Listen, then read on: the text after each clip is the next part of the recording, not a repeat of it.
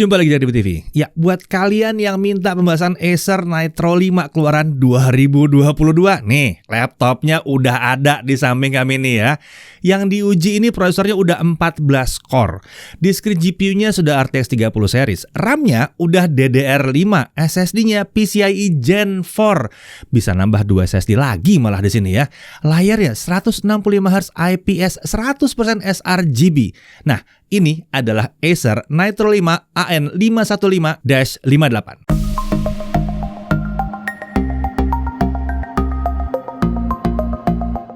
Oke, Acer Nitro 5 edisi tahun 2022 ini ternyata tidak hanya naik spesifikasi hardware-nya aja. Penampilannya juga mengalami perubahan yang justru membuatnya jadi mirip seri Predator di atasnya. Performanya juga jadi 11-12 dengan seri Predator dengan spesifikasi yang serupa. Oke, mari kita mulai aja pembahasannya dengan membahas prosesor dulu. Dia pakai Intel Core i7 12700H. Fabrikasinya Intel 7 tentunya. Base powernya 45 watt, 14 core, 20 thread dengan 6 performance core dan 8 efficiency core. Lalu Intel Smart Cache-nya 24 MB. Integrated graphics-nya pakai Intel Iris Xe graphics dengan 96 execution unit. RAM-nya yang terpasang ini adalah 16 GB DDR5 4800 single channel di sini ya. Masih ada satu slot SODIMM lagi yang kosong. Jadi RAM-nya masih bisa di-upgrade. Menurut Acer, hanya varian yang RTX 3060 aja nih yang RAM-nya DDR5. Untuk storage dia pakai 512 GB SSD M.2 NVMe dengan jalur PCIe Gen 4x4. Kalau SSD utamanya masih kurang, pengguna masih bisa nambah 2 storage lagi, yaitu satu SSD M.2 dan satu lagi bisa SSD atau hard disk 2,5 inci SATA. Jadi bisa total 3 storage. Baut untuk masang SSD di slot M.2 kedua tentunya disediakan di sini.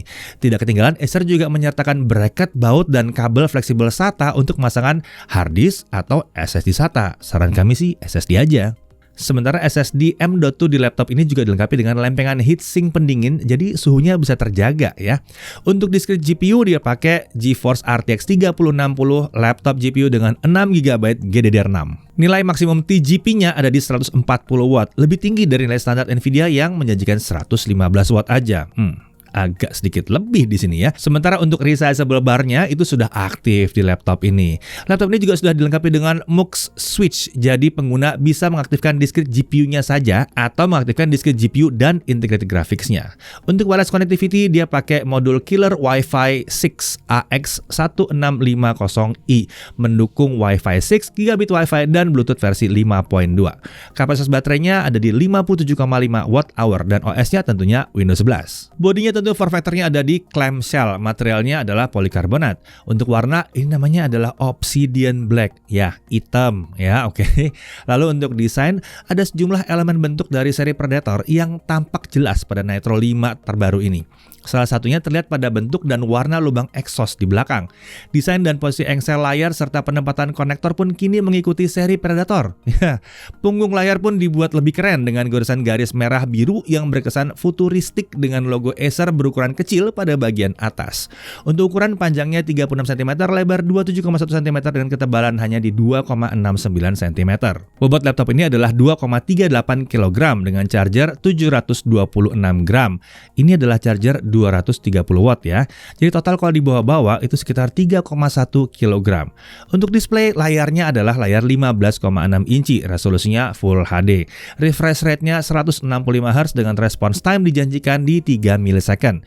Layarnya juga sudah mendukung teknologi variable refresh rate Nvidia G-Sync. Wow, G-Sync loh di sini ya. Ini adalah panel IPS ya. Kalau kami ukur dengan alat kami, hasilnya tingkat kecerahan maksimalnya ada di 339 nits saat berada dalam ruangan.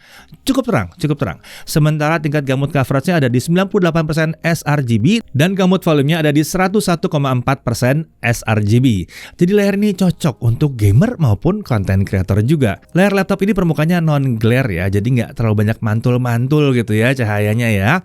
Nah, bingkai layar juga sudah menggunakan desain tipis di sisi kanan dan kiri. Kalau atas seperti biasa agak tebal karena ada kamera 720p 30 fps. Untuk audio, laptop ini dilengkapi dengan 2 buah speaker, keluaran suaranya itu ke arah bawah laptop ya. Disediakan software DTS-X Ultra untuk mengubah profil suara dan untuk equalizer-nya. Suara yang dihasilkan ternyata lumayan oke dan jernih, walaupun masih agak kurang di sektor frekuensi rendah ya tentunya ya, cuma 2 speaker di sini. Suara juga sebetulnya lumayan lantang sih untuk kelasnya. Beralih ke konektor, di kiri ada 1 GB Ethernet yang menggunakan chip Killer E2600 dengan tingkat bandwidth hingga 2,5 Gbps.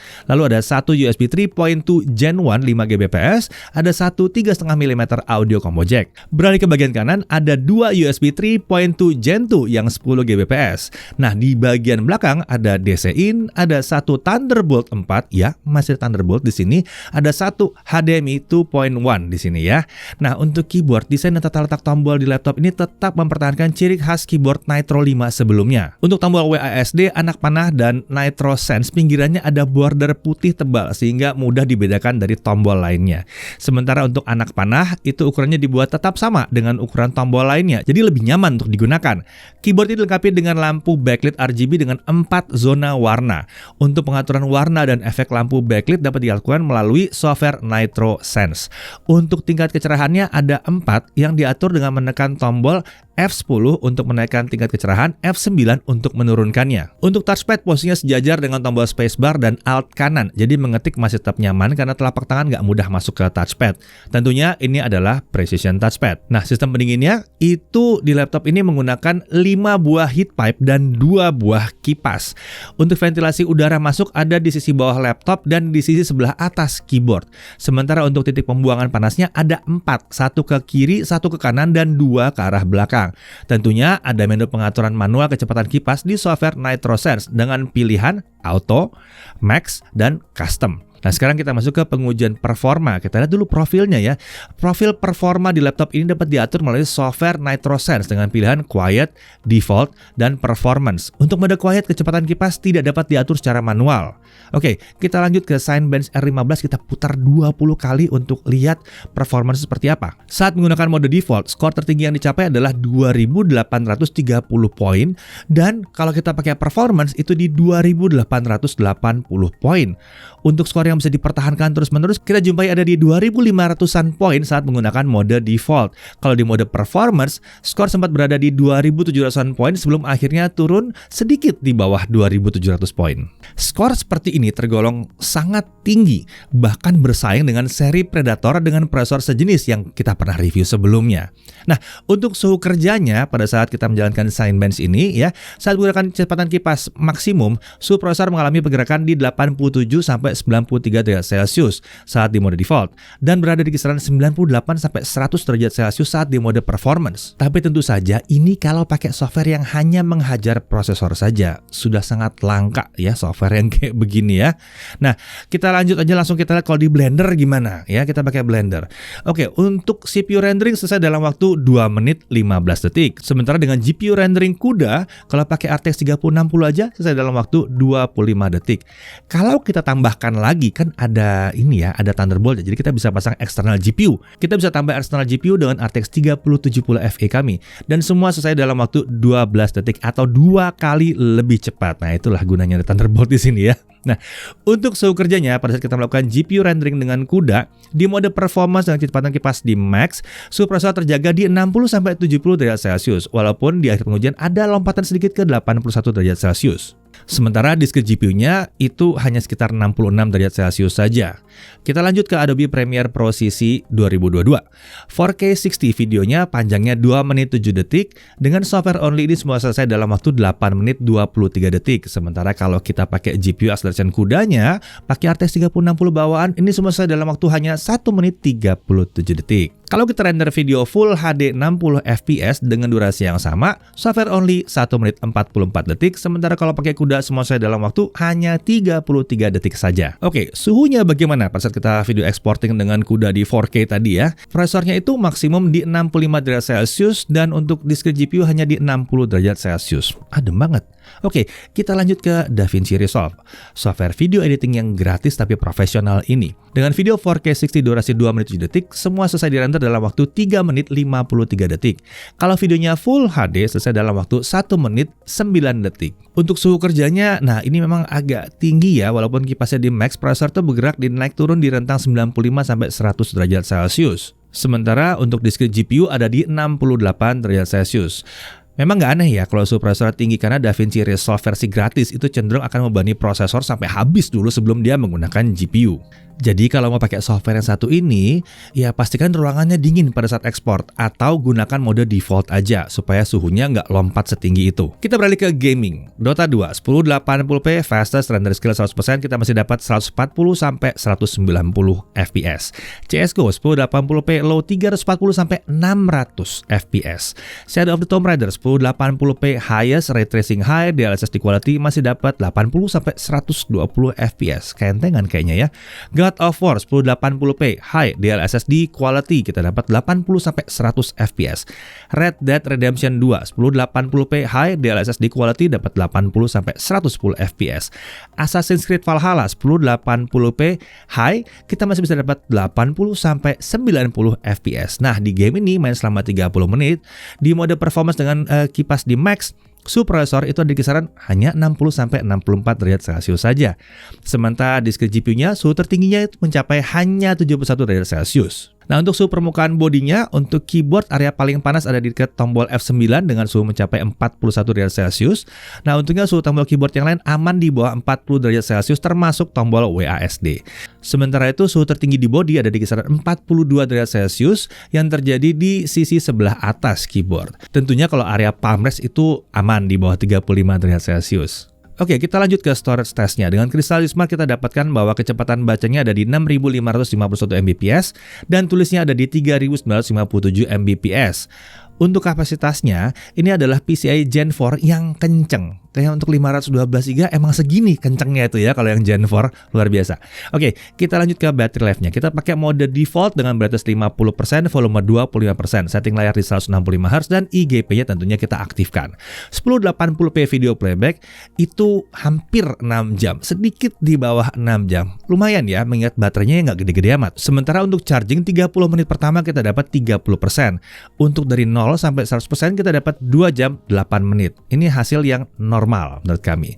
Untuk harga, Nitro 5 versi yang satu ini ada di 23.999.000. Ingat, ini udah DDR5. Menariknya, selama masa Acer Day 2022 ada cashback senilai 2 juta rupiah. Jadi, laptop ini harganya bisa turun sampai 21.999.000. Untuk bonus pembelian ada Microsoft Office Home and Student 2021 dan garansinya udah 3 tahun. Ini mencakup 3 tahun servis, 2 tahun spare parts dan 1 tahun Acer Priority Care. Dengan Acer Priority Care, pengguna mendapatkan perlindungan untuk kerusakan akibat kelalaian pengguna, ditanggung 100% di tahun pertama setelah pembelian. Pengguna juga mendapatkan prioritas antrian saat mengunjungi Acer Service Center. Oke, hal yang perlu diperhatikan, suhu prosesor agak tinggi di mode performance di aplikasi yang hanya membebani prosesor saja. Untungnya yang kayak gini itu tidak terjadi di aplikasi modern yang membebani prosesor dan diskret GPU secara seimbang seperti di Blender dan Premiere, dan kalau kita lagi main game gitu ya, itu nggak terjadi sama sekali. Lalu untuk RAM, ini bukan hal yang buruk, tapi perlu diperhatikan, RAM-nya DDR5. Untuk upgrade, harganya memang tidak semurah kalau kita pakai DDR4. Setidaknya pada saat video ini dibuat ya. Nanti kalau harga udah turun ya berarti ya bukan masalah lagi. Oke, untuk poin menarik, penampilannya jelas naik kelas. Jadi mirip banget dengan seri Predator yang di atasnya. CPU-nya udah kencang, 14 core yang performanya mirip dengan seri Predator dengan prosesor sejenis. Nilai TGP RTX 3060-nya di atas standar. Ini sangat kenceng jadinya ya. RAM udah DDR5 jadi kencang, SSD PCIe Gen 4 yang juga kencang. Kita bisa masang total sampai 3 storage. Layarnya 165Hz, 100% sRGB dengan Nvidia G-Sync pula di sini. Ini cocok buat gamer dan konten creator juga cocok. Konektornya melimpah, bahkan ada Thunderbolt 4 di sini. Wi-Fi 6 ada, Bluetooth versi 5.2 ada.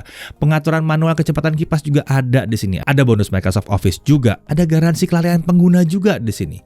Ya, Acer Nitro 5 terbaru ini sukses mengejutkan kami dengan penampilan, performa, dan fitur yang mirip dengan Predator di atasnya.